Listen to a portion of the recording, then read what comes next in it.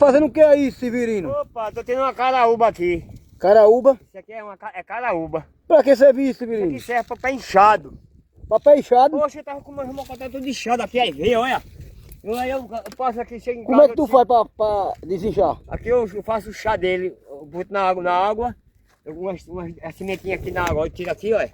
Aí eu boto esse miolinho na água, aí esse miolinho cozinha, quando cozinhar, aí você dá um banho nas pernas assim, ó, aqui as pernas, aí veia, serve pra ver também, é circular o sangue. Banho de água quente, né? É água quente, eu Água boto morna. pra ferver e boto dentro um negocinho desse, uns 4 desses. Aí eu dou a água ferve, quando ferver a água, aí dá um cozimento bom, aí o cara lava os pés, ó, mas tem as veias da pessoa que não quer circular, o cara ela circula. Tá doido, tô vendo a fruta aqui, é muito Pode bom. ver aqui, olha. Tem uma sementinha aqui dentro, aí, ó. Sementinha, tá vendo? Aí, esse negocinho aqui, você pode pegar aqui também no rosto, que é ali pra pele. Papai branco, né? É pra pano branco aí. Muito bom. Tá vendo aí? Muito Pele bom fica mesmo. fina. Eu vou levar um desse agora. Você vai levar? Vou.